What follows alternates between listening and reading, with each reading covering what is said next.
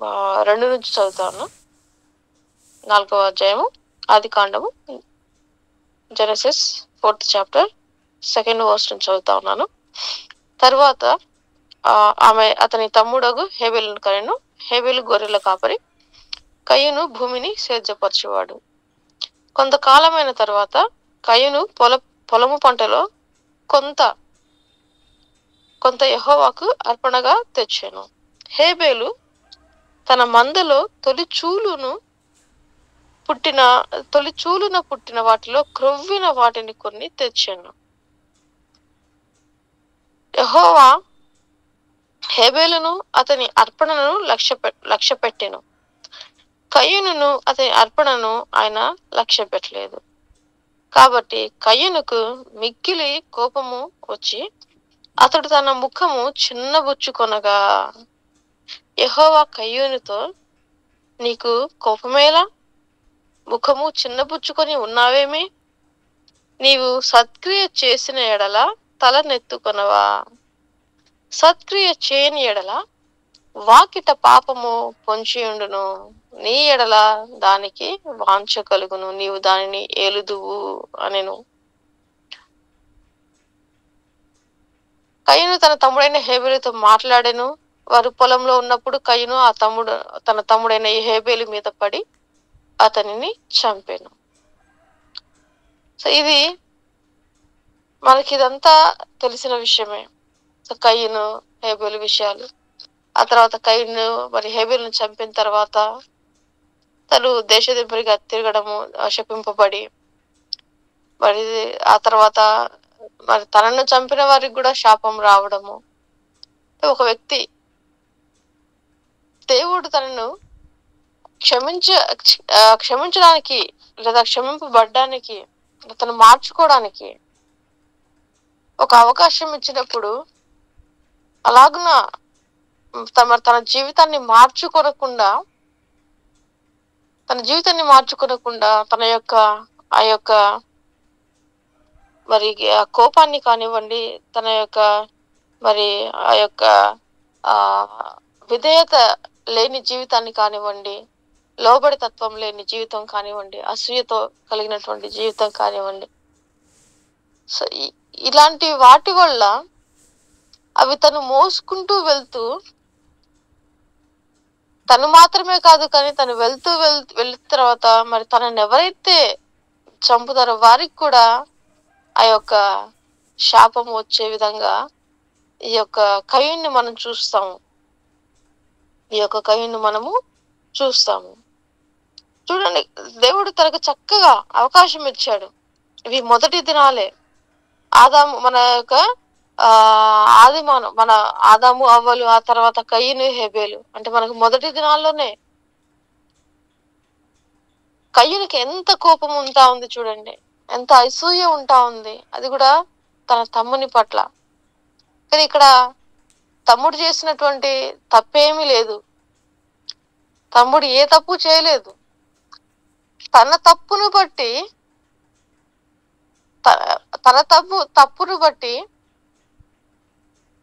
తనకే అసూయ కలుగుతా ఉంది తన తమ్ముని మీద. తప్పు చేసింది తనే. అక్కడ తమ్ముడిది ఏ పాలు లేదు అసలు. తమ్ముడు తను చేయవలసిన పని తను చేసుకుంటూ వెళ్తా ఉన్నాడు. ఇక్కడ ఎక్కడ కూడా మరి తన అన్నను తను ఏమి గేలి చేసినట్టు లేదు, తన అన్నను తను కదిలించుకున్నట్లేదు. ఏ విషయాలు కూడా మనకి ఇక్కడ వ్రాయబడలేదు. హేబెలు అన్నను గురించి ఏదైనా మాట్లాడడం కానీ, ఏదైనా చేయడం కానీ. కానీ కయ్యూను మాత్రము తను అవిధేయత చూపించాడు. అర్పించవలసిన విషయంలో అవిధేయత చూపించింది తనే. కానీ దేవుడు తన అర్పణను స్వీకరించకపోవడం వల్ల, అరే అతని అర్పణని స్వీకరించాడు కదా అని కోపం రావాల్సింది దేవుని మీద. ఇక్కడ దేవుని మీద కోపపడితే ఏదైనా ఒక అర్థం ఉంది. కానీ కయ్యూను దేవుడి మీద ఎవరైతే అర్పణ అర్పిస్తున్నటువంటి వాడు కయ్యూను, స్వీకరించవలసినటువంటి వాడు దేవుడు. కోపం ఉంటే దేవుడి మీద కోపం ఉండాలి, తమ్ముని మీద ఎలా? సో మనం కూడా అనేక పార్లు మనం కూడా ఇలానే వెళ్తా ఉంటాం. మనకు తెలియకుండానే అలా కొన్నిసార్లు అలా జరిగిపోతా ఉంటుంది. అంటే మనం ఇళ్లలో కూడా ఇది జనరల్ గా జరిగే విషయాలే. మన ఇంట్లో తల్లిదండ్రులు గనక మనకి మార్క్స్ విషయంలో కూడా ఒక ఇద్దరు పిల్లలు ఇంట్లో చదువుకుంటా ఉన్నప్పుడు ఒకరికి మార్క్స్ తక్కువ వచ్చి ఒకరికి ఎక్కువగా వస్తా ఉన్నప్పుడు ఆటోమేటిక్ గా ఒక పేరెంట్స్ ఎక్కువ మార్కులు వచ్చిన వాళ్ళను చూపించి తక్కువ మార్కులు వచ్చిన వాళ్ళని తిడతారు. అలా చూపించి తిడతా ఉన్నప్పుడు చూపించి తిట్టిన వాళ్ళ మీద కోపం కన్నా ఎవరైతే ఇంకొకరితో పోల్చి తిడతా ఉన్నారో ఆ పేరెంట్స్ మీద వచ్చే కోపం కన్నా ఈ పక్కన ఉన్నాడే ఎక్కువ మార్కులు తెచ్చుకున్నటువంటి సహోదరుడు లేదా సహోదరు వాళ్ళ మీద కోపం వస్తుంది.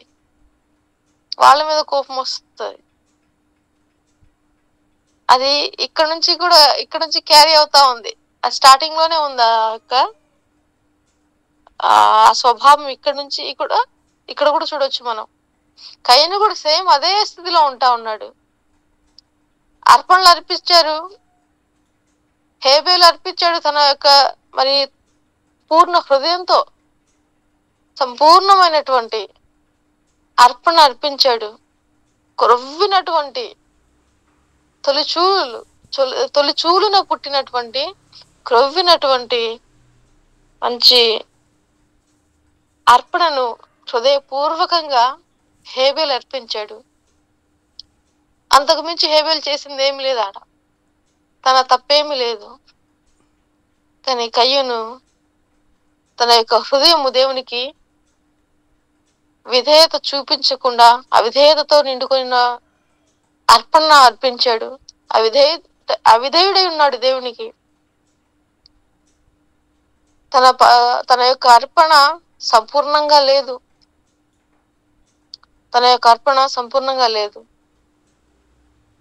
కానీ తను చేసిన తప్పును బట్టి మరి దేవుడు తన యొక్క అర్పణ స్వీకరించకపోవడాన్ని బట్టి దేవుణ్ణి కాదు కానీ తన తమ్ముడిని ద్వేషిస్తా ఉన్నాడు. ఆ ద్వేషాన్ని క్యారీ చేసుకుంటా ఉన్నప్పుడు దేవుడు తనని హెచ్చరిస్తా ఉన్నాడు. పాపము జరిగే లోపే, తన కోపము పాపంగా మారే లోపు దేవుడు తనని హెచ్చరించాడు. దేవుడు హెచ్చరించకుండా ఉండలేదు. దేవుడు హెచ్చరించాడు, నువ్వు సత్క్రియ చేసిన ఎడల తలనెత్తుకొనవా అని చెప్పి మరి దేవుడు తనకు అవకాశం ఇచ్చినప్పుడు కయ్యూను మార్చుకోలేకపోయాడు. దేవుడు అవకాశం ఇస్తున్న విషయాన్ని గ్రహించలేకపోయాడు. తన కోపాన్ని తను క్యారీ చేస్తా ఉన్నాడు, తన అసూయను తను క్యారీ చేస్తా ఉన్నాడు. ఆ అసూయ కాస్త, ఆ కోపం కాస్త పాపంగా మారే ఆ సమయం దగ్గర పడతా ఉంది. ఆ పాపంగా మారే లోపు, హంతకుడిగా మారే లోపు మార్చుకోవడానికి దేవుడు అవకాశం ఇచ్చాడు. దేవుడు మాట్లాడుతా ఉన్నాడు, ఎందుకు ముఖాన్ని చిన్నబుచ్చుకున్నావని. కానీ కయ్యూను ఏం చేశాడు? తన కోపము ఇంకా పెంచుకుంటానే ఉన్నాడు, అసూయని ఇంకా పెంచుకుంటానే ఉన్నాడు. కానీ ఏమాత్రము దేవునికి విధేయుడిగా ఉండడానికి ఇష్టపడలేదు. కొంచెం కూడా అక్కడ తను ఆలోచన చేయలేదు. నాకు అనేక మార్లు అనిపిస్తా ఉంటది, లూసిఫర్ పడిపోయి మరి తను గర్వించినప్పుడు, దేవుడు తనను శిక్షిస్తా ఉన్నప్పుడు, లేదా దేవుడు తనను కింద మరి పాతాళంలోకి తోసివేస్తా ఉన్నప్పుడు, ఆ యొక్క సమయంలో బహుశా తను క్షమించమని అడిగి ఉంటే, తనకు ఆ క్షణము తనకు వచ్చినటువంటి ఆ గర్వాన్ని బట్టి, గర్విష్ఠులకు తన దేవుని రాజ్యంలో స్థానం లేదనుకోండి. కానీ నాకు అనిపిస్తుంది, ఒకవేళ ఆ యొక్క సమయంలో తన యొక్క తప్పును తను తెలుసుకొని లూసిఫర్ క్షమించమని అడుగుంటే బాగుండేమో, ఇదంతా ఉండదు కదా అనిపించేది. అది మనుషులం కాబట్టి నాకు ఆలోచన మామూలుగా వస్తుందిలేండి.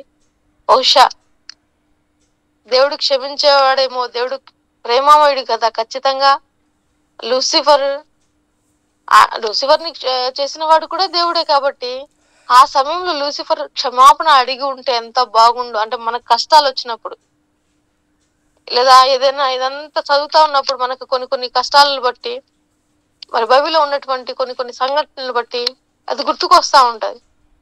అలా అనిపిస్తుంది, లూసిఫర్ క్షమాపణ అడుగుంటే బాగుండేదేమో, లూసిఫర్ని దేవుడు క్షమించేవాడేమో, అలా క్షమిస్తే ఇదంతా ఉండేది కాదు కదా అనిపిస్తుంది. అలాగే ఇస్కరియోతు యూదా విషయంలో కూడా మనం చూసుకున్నట్లయితే, మరి తను కూడా దేవుడు అనేక మార్లు తన బలహీనత ఏదైతే ఉందో ఆ బలహీనతను తొలగించడానికి కూడా దేవుడు ఆ బలహీనతకు సంబంధించినటువంటి యాక్టివిటీ తనకే ఇచ్చేసేసాడు. ఆ యొక్క డబ్బుల సంచి తనకే ఇచ్చేసేసాడు, దాని మీద మోహం అనేది పోవాలి అని. తను చివరి వరకు కూడా దేవుణ్ణి తను అప్పగించేంత వరకు కూడా దేవుడు తనని వెంబడిస్తూనే ఉన్నాడు. తను మార్చుకోవడానికి అనేక అవకాశాలు ఇస్తా వచ్చాడు, అనేక మార్లు హెచ్చరిస్తా వచ్చాడు, ప్రేమగా హెచ్చరించాడు. అందరిలోనూ చివరికి అప్పుడైనా తెలుసుకుంటాడేమో డైరెక్ట్ గా చెప్తే అన్నట్లు, చివరి రోజు ఆ బల రోజు కూడా మరి దేవుడు తనని హెచ్చరిస్తాడు. అయినా ఎక్కడా మార్చుకోలేకపోయాడు. చివరిగా తన తప్పు తను తెలుసుకున్నాడు, కానీ అప్పటికి కూడా క్షమాపణ అడగలేదు. తను పశ్చాత్తాపడి వెళ్ళి తప్పు చేశానని చెప్పేసి తను వెళ్ళి మరి ఉరి వేసుకున్నాడు. కానీ ఆ క్షణాన కూడా క్షమించమని దేవుని పాదాలు పట్టుకుంటే బాగుండేదేమో అనిపిస్తుంది. ఆ క్షణాన తను తప్పు తెలుసుకున్నప్పుడు, పడినప్పుడు, మనకు ఒక సామెత ఉంటుంది, పశ్చాత్తాపాన్ని మించినటువంటి ఒక క్షమాపణ అదే సామెత నాకు సరి గుర్తులేదు. కానీ సో తను పశ్చాత్తాప పడతా ఉన్నాడంటే తన తప్పు తను తెలుసుకున్నాడు. అయితే తప్పు తెలుసుకోవడం మాత్రమే కాదు, కానీ ఆ సమయంలో ప్రభు చెంతకు చేరాలి, ఆ క్షమించేవాని ఎద్దకు చేరాలి, ఆ క్షమించేవాని పాదాలు పట్టుకోవాలి. క్షమించేటువంటిది తండ్రి దగ్గర సన్నిధికి వెళ్ళి క్షమించమని అడిగి ఉంటే, ఆ సమయంలో ప్రభుని అప్పగించారు, ప్రభు అక్కడ లేడు. అయితే తను ఉన్న ప్లేస్ లోనే తను రిపెంట్ అయ్యి దేవుణ్ణి క్షమాపణ అడిగి ఉంటే బాగుండేదేమో. వెళ్ళి తను ఊరేసుకునే దానికన్నా తప్పు చేశాను అని చెప్పేసి తనకు తాను శిక్షించుకున్నాడు. శిక్షించాల్సింది దేవుడు, మనల్ని మనం శిక్షించుకోవడానికి మన మీద మనకు అర్హత లేదు. ఈ యొక్క మన ప్రాణాత్మ శరీరాలు దేవుని యొక్క ఆధీనము, దేవుని యొక్క ఆయన యొక్క సొత్తు.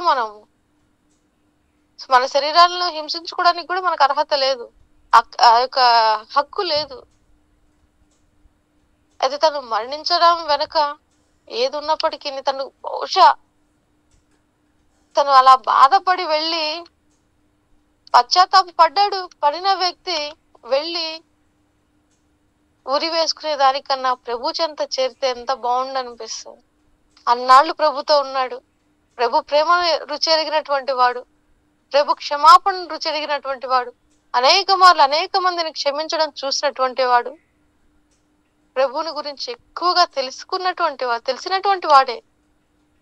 కానీ ఆ క్షణంలో క్షమాపణ అడిగుంటే బాగుండేదేమో. క్షమించేటువంటి మన దేవుడు ఖచ్చితంగా క్షమించేవాడేమో, కానీ ఆ క్షణంలో తను ఆ యొక్క విచక్షణ కోల్పోయాడు, వెళ్ళి ఊరేసుకున్నాడు. దానివల్ల ఏమి ప్రయోజనం? తన ఆత్మ నశించిపోయింది. ఇక్కడ కయీను విషయంలో కూడా అదే జరుగుతా ఉంది. కయీనుకు దేవుడు అవకాశం ఇచ్చాడు, మార్చుకోవాల్సింది పోయి ఇంకా పోషించుకుంటా వచ్చాడు. అక్కడ యూదా తనను తాను హింసించుకుంటూ తనను తాను మరి శిక్ష తనకు తాను తెచ్చుకున్నాడు. కానీ ఇక్కడ కయీను తన తమ్ముడిని చంపేశాడు. ఏ పాపం ఎరిగినటువంటి ఎటువంటి అసలు ఈ విషయాల్లో అర్పిస్తుంది తను స్వీకరించాల్సిన వాడు దేవుడు. వీరిద్దరి మధ్యలో మరి హేబేలుకు సంబంధమే లేదు. పాపం వెళ్ళి బలి అయిపోయిన వాడు హేబేలు.